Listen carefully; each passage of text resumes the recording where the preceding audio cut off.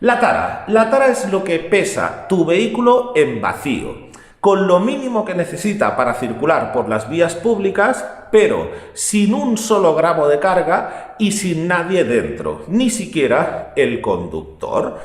¿A qué nos referimos cuando decimos con lo mínimo que necesita para circular por las vías públicas?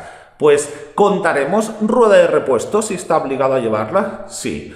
¿Contaremos combustible para que se pueda mover el vehículo? Sí. ¿Contaremos lubricante para que no se rompa el motor? También. ¿Contaremos extintores si estás obligado a llevarlos? Sí. Pero no cuentes ni un solo gramo de carga, ni una sola persona dentro, ni siquiera el conductor.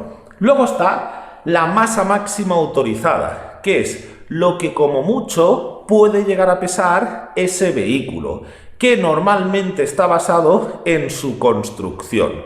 Y quien suele marcar la masa máxima autorizada es el fabricante, aquel que ha construido ese vehículo y sabe cómo es de fuerte la estructura, el chasis, qué suspensiones lleva, qué frenos le han metido, 5.000 kilos que pesa el camión, más 10.000 kilos de carga que puede llevar y moverse con seguridad, diremos que su masa máxima autorizada son 15.000 kilos, 15 toneladas.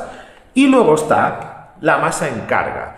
La masa en carga es lo que pesa tu vehículo ahora, en un momento determinado. Ahora imaginaos que cogemos este camión que tiene una tara de 5.000 kilos y le metemos una carga de 5.000 kilos. Diremos que su masa en carga es de 10.000. 5.000 que pesa el camión más 5.000 kilos de carga que lleva. Si le meto otra carga de otros 5.000, diremos que su masa en carga es de 15.000. 5.000 que pesa el camión más 10.000 kilos de carga que lleva. Y si le meto otra carga de otros 5.000, diremos que su masa en carga son 20.000. 5.000 que pesa el camión más 15.000 kilos de carga que le hemos puesto. Bien.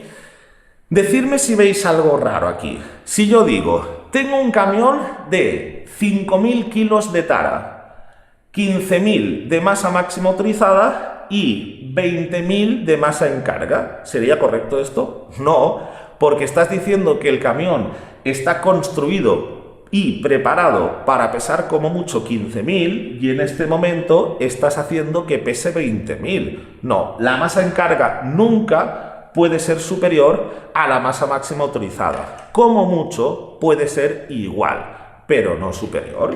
Vehículo es un término muy general, lo engloba todo. El reglamento utiliza esta palabra, aparato apto para circular por la vía pública. Podemos decir que de bicicleta para arriba todos son vehículos. Yo a veces a mis alumnos en el aula les digo, cuando los Reyes Magos te han traído una bicicleta, te han traído un juguete, no te han traído un juguete, te han traído un vehículo. Por lo tanto, cuando tú te subes a ese vehículo y te pones a pedalear, te conviertes en un conductor de un vehículo. Dentro de vehículo tenemos vehículo de no motor o vehículo no considerado de motor. Aquí vamos a meter todo lo que no tenga motor más ciclomotores y tranvías entre nosotros y olvidándonos de lo que dice el reglamento. Un ciclomotor, que son estos de la matrícula amarilla, ¿tiene motor? Pues claro que tiene motor, pero no lo consideran como tal. Lo mismo pasa con el tranvía. El tranvía tiene motor, aunque sea un motor eléctrico, pero lo tiene, pero no lo consideran como un vehículo de motor. Luego, vehículos de motor. Hay dos. Los automóviles, cuidado, y los vehículos especiales. Automóvil. Esta palabra me he dado cuenta de que muchas veces la traéis a la teórica confundida. La definición de automóvil es vehículo de motor construido y concebido para el transporte de personas o de cosas o para el arrastre de otros vehículos para aquel fin. Se excluye de esta definición los vehículos especiales. Resumiendo y para que sea sencillo, cualquiera que tenga motor menos los vehículos especiales. ¿Un camión tiene motor? Sí, pues es un automóvil. ¿Un autobús tiene motor? Sí, pues es un automóvil. Un furgón, un vehículo mixto, una motocicleta, todos tienen motor, todos vamos a llamarles automóviles. Dentro de los vehículos de motor, aparte de los automóviles, están los vehículos especiales. Fijaros qué nombre le han dado a estos. Vehículos especiales. ¿Por qué? Porque lo son. Son aquellos vehículos que no están obligados a cumplir muchas de las normas que el resto sí que tiene obligación de hacerlo. Hay de dos tipos.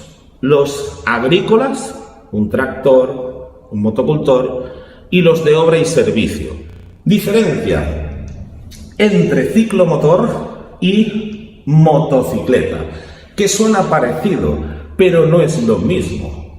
Ciclomotor es aquel vehículo que tiene un motor de hasta 50 centímetros cúbicos y que por construcción no puede superar los 45 kilómetros por hora. Motocicleta es un poco lo contrario. Es aquel automóvil de dos ruedas que tiene un motor de más de 50 centímetros cúbicos y que por construcción corre más de 45. Los centímetros cúbicos es la capacidad que tiene el motor de tu vehículo de admitir aire y combustible. ¿Cómo es capaz un motor de crear la suficiente energía como para poder mover un camión de 20.000 kilos a 90 por hora a base de explosiones?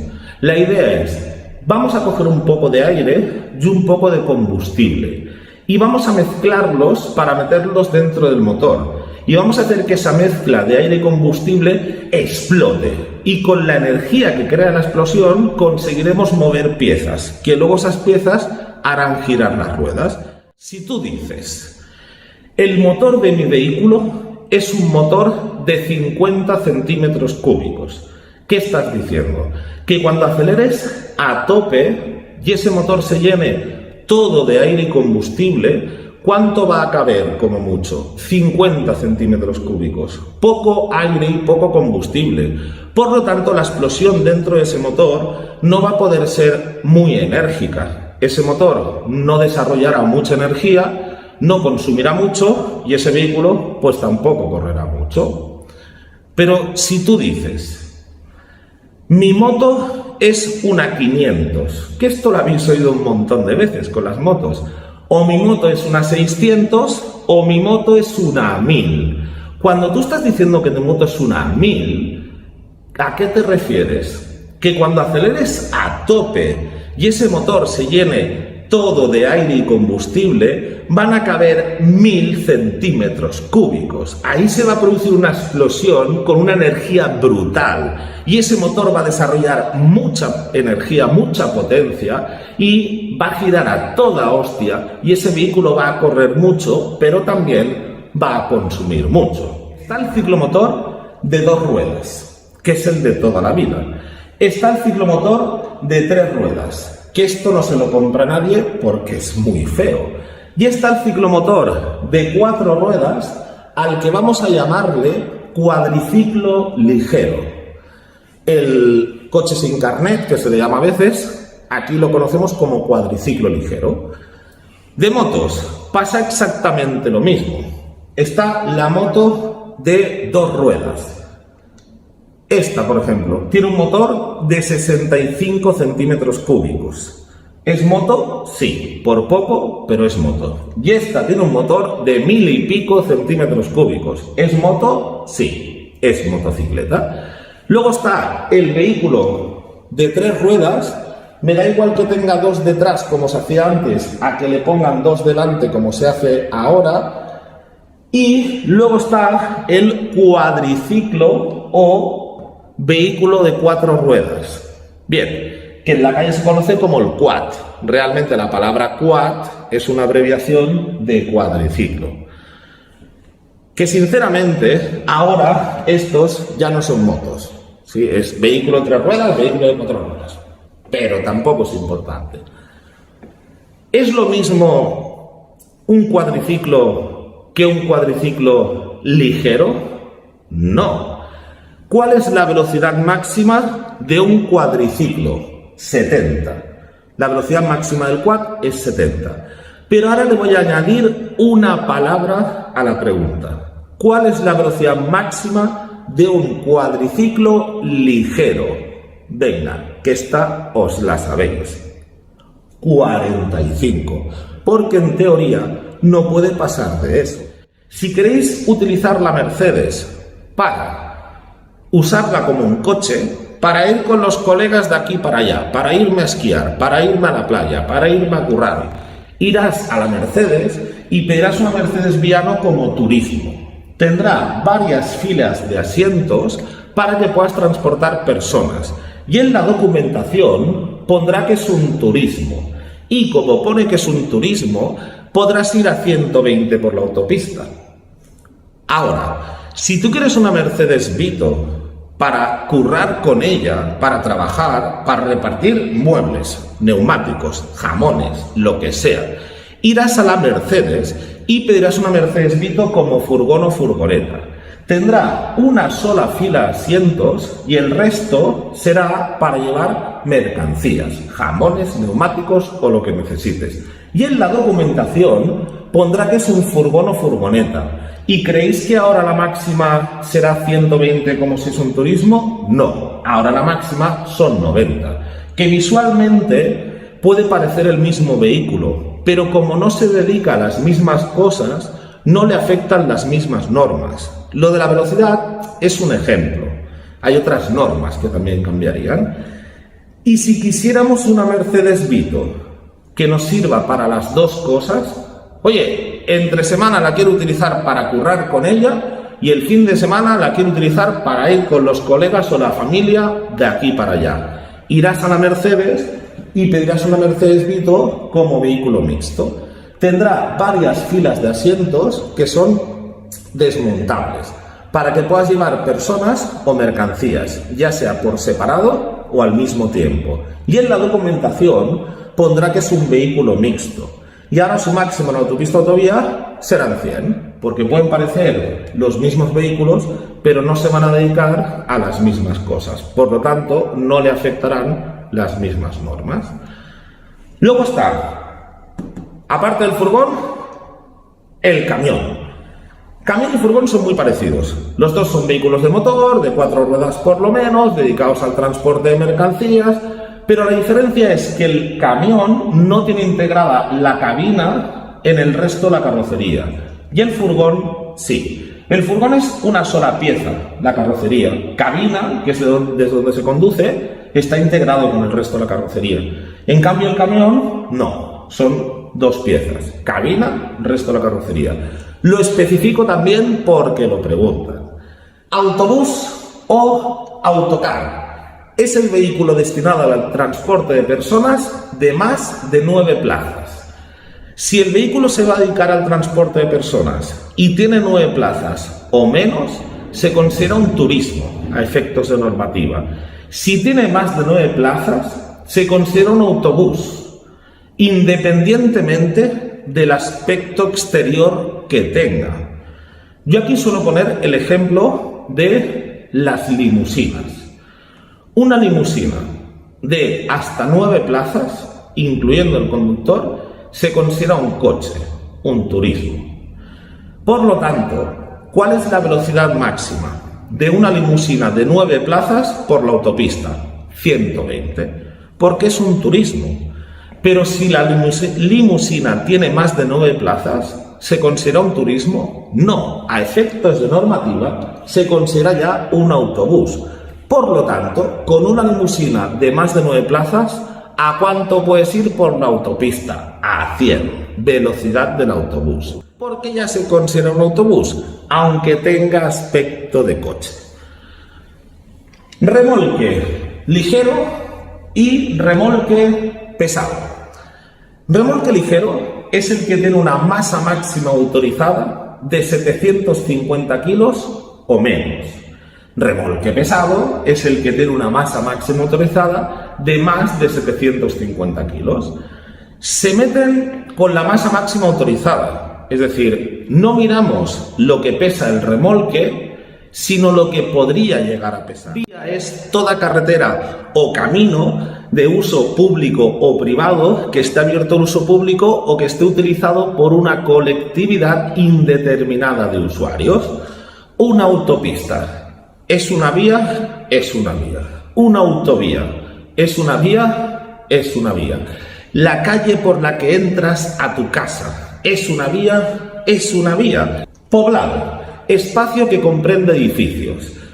Y ya aquí, si queréis, podemos dejar de leer. Que sí, que luego dice que en las vías de entrada estará la señal de entrada a poblado y cuando sales la de fin de poblado. Pero de cara a las preguntas o a la vida real, no es necesario que hayas visto la señal de entrada a poblado para entender que es poblado. De cara a preguntas, si vemos que en la foto hay edificios, entenderemos que es poblado y por lo tanto aplicaremos la normativa de poblado. Luego las vías las podríamos encontrar dentro de poblado o fuera de poblado. Dentro de poblado encontraremos vías urbanas o calles, que son dos maneras de llamar a lo mismo. Travesías, que no es lo mismo que una vía urbana, y autopistas y autovías. Travesía. El reglamento define como una travesía el tramo de carretera que discurre por suelo urbano. Vale, hasta aquí íbamos por una carretera convencional, la Nacional 340. A partir de esa señal de entrada a poblado, se convierte en una travesía, hasta que no salgamos de esta pequeña población. Cuando crucemos la señal de fin de poblado, fin de las casetas d'en Julià, entonces saldremos de la travesía y volveremos a estar en una carretera convencional. Este tramo es carretera convencional hasta que lleguemos a la siguiente población, que la tenemos aquí delante, que al cruzar esta señal de entrada a poblado, las casetas de Montaner, esa misma carretera convencional se volverá a convertir en travesía hasta que salgamos de ella. Y el resto de vías que hay dentro del pueblo se le conoce como vías urbanas o calles. Vale. Fuera de poblado encontraremos autopistas, autovías, vías para automóviles y carreteras convencionales.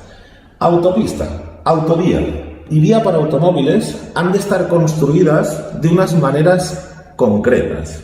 Es decir, lo que no puede ser es que hagan una carretera de estas de mala muerte que tiene asfalto de milagro y digan, pues esto va a ser autopista. No, porque una autopista o la construyes como una autopista o luego no la puedes señalizar como autopista, no puedes aplicar las normas de autopista. Estas tres tienen unos requisitos de construcción. Son los siguientes. Ya veréis que lo que es la autopista y la autovía son vías súper parecidas. Las dos han de tener dos calzadas, una para cada sentido, y esas calzadas han de estar separadas por una mediana. ¿Qué es la mediana y qué es la calzada? La calzada es la suma de los carriles sin que haya nada físico que los separe. Por ejemplo, autopista y autovía tienen que estar hechas así. Tenemos una calzada para un sentido de 4 carriles, otra calzada para el otro sentido de 4 carriles y los sentidos están separados por un trozo de terreno que no se destina a la circulación, la mediana. La autopista y la autovía tienen que estar hechas las dos de esta manera. ¿Qué más cosas les piden? No pueden tener cruces al mismo nivel, ni la autopista ni la autovía. La autopista no puede tener acceso a las fincas colindantes, pero la autovía sí. Tiene accesos limitados, supongo que se tendrán que pedir permisos, que se tendrán que cumplir unos requisitos, pero sí que pueden haber accesos a propiedades colindantes. ¿Y qué sería esto de una propiedad colindante? En la autopista, ¿podría haber aquí un restaurante o un hotel que tú tengas acceso directo desde la autopista al parking del hotel o del restaurante y que del parking del restaurante o del hotel tengas acceso directo a la autopista? No, esto en una autopista no puede pasar. Pero ¿y en una autovía? En una autovía sí. pueden haber accesos a propiedades colindantes. Luego está la vía reservada para automóviles. La vía reservada para automóviles es la que esté señalizada con esta señal.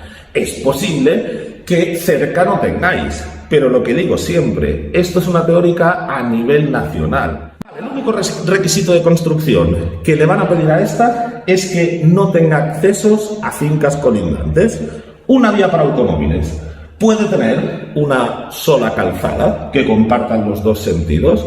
Una vía para automóviles puede tener intersecciones al mismo nivel, pero no puede tener propiedades colindantes. Esto, por ejemplo, ¿podría ser autopista o autovía? No, porque tiene una sola calzada. ¿Pero podría ser vía para automóviles? Sí. Si además os digo, tiene intersecciones al mismo nivel, ¿puede ser vía para automóviles? Sí. ¿Pero puede ser autopista o autovía? No. Pero si además de que tiene una calzada para los dos sentidos, tiene intersecciones al mismo nivel, encima tiene accesos a propiedades colindantes, ya no puede ser vía para automóviles. Se acaba de convertir en carretera convencional. Las carreteras convencionales son aquellas vías que están fuera de poblado y no están construidas ni como autopista, ni como autovía, ni como vía para automóviles. Entonces, tú vas por una vía fuera de poblado y no está hecha como autopista, ni como autovía, ni como vía para automóviles, ¿por dónde vas? Pues por una carretera convencional.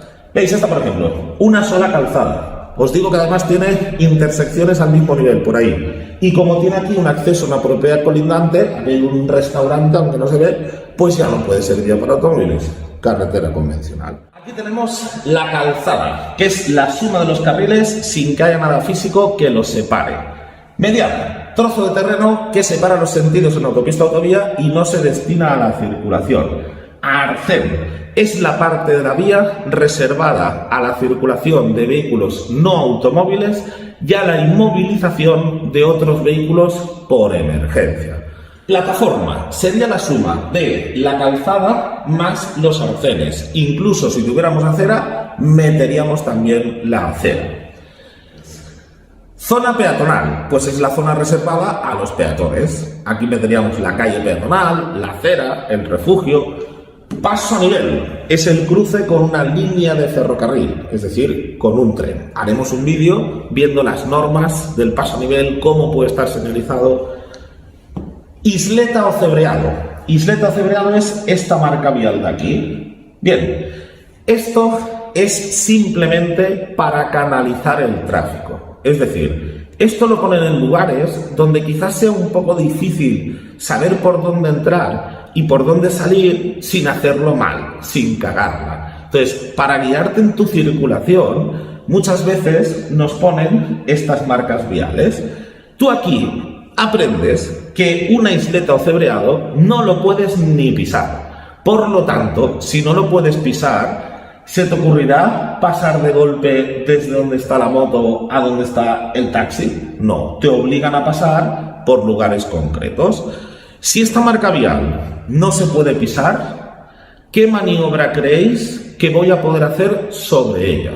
Ninguna. Sí que pueden atravesarlas, las isletas o cebreados, aquellos que están obligados a utilizar el arcén, ya que muchas veces están en los arcenes. Y para no hacer que ellos se salgan del arcén, les dicen que pueden pasar por encima, pueden atravesarlas. Los demás, ni pisar. Una glorieta es una intersección con normas especiales, pero es una intersección. En el tema de prioridad, en el vídeo que haremos de prioridad, veremos qué normas hay que cumplir en las glorietas. Cambio de rasante. Cambio de rasante es cuando la inclinación de la vía cambia, es decir, cuando pasas de bajada a recta, o de bajada a subida, o de subida a bajada, o de recta a subida, es cuando la inclinación de la vía cambia. Hay cambios de rasante con buena visibilidad. Si tú pasas, por ejemplo, de un llano a una subida, la visibilidad es estupenda en este cambio de rasante. Pero hay cambios de rasante como este, de visibilidad reducida. En los cambios de rasante de visibilidad reducida hay prohibiciones. Está prohibido parar, estacionar, girar a la izquierda, cambiar el sentido de la marcha y, como norma general, está prohibido adelantar. Todas las prohibiciones tanto en ellos como en sus proximidades. La última la he separado. ¿Por qué? Porque adelantar está prohibido como norma general. Si para adelantar no necesitamos invadir el sentido contrario y los sentidos están claramente delimitados, entonces podemos adelantar. Por ejemplo, le ponemos ahí una línea continua. ¿Sería correcto adelantar en este cambio de rasante sin visibilidad si para ello no invadimos el sentido contrario? Sí. Si no invadimos el sentido contrario, sí. Que muchas veces se os hace difícil pensar en cómo aplicar esto el día de mañana, porque vosotros os veis conduciendo un coche seguramente, pero vamos a ampliarlo. Ahora ya no conduzco un coche, ahora conduzco una moto.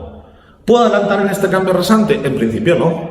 Pero ¿y si para ello no invado el sentido contrario? Entonces adelanta. Imaginaos que por aquí va otra moto y nosotros con nuestra moto la adelantamos dejando una buena separación lateral y sin pisar continua. ¿Sería correcto ese adelantamiento? Sería correcto. La curva pasa exactamente lo mismo que el cambio de rasante. Hay curvas con buena visibilidad, como podría ser esta, en la que no existen prohibiciones, y hay curvas de visibilidad reducida, en las que hay las mismas prohibiciones que en los cambios de rasante sin visibilidad. En esta curva sin visibilidad está prohibido parar, estacionar, girar a izquierda, cambiar el sentido de la marcha y como norma general está prohibido adelantar. ¿Por qué la separo? Porque existe la misma excepción. ¿Y si para adelantar no invado el sentido contrario y los sentidos están claramente delimitados? Pues adelanta. Lo mismo, por aquí va una moto y tú con tu moto la adelantas dejando una buena separación y sin pisar continua. Es correcto. Pero si esta marca vial no la hubieran pintado o con el tiempo se hubiera borrado, es decir, si no están claramente delimitados los sentidos, ¿podríamos adelantar? No. Para que nos dejen adelantar en un lugar sin visibilidad, tienen que estar claramente delimitados los sentidos. Vía pecuaria, pues es lo que veis ahí, es un camino de tierra, es por donde llevaremos al rebaño de animales si es que algún día lleváis algún rebaño de animales.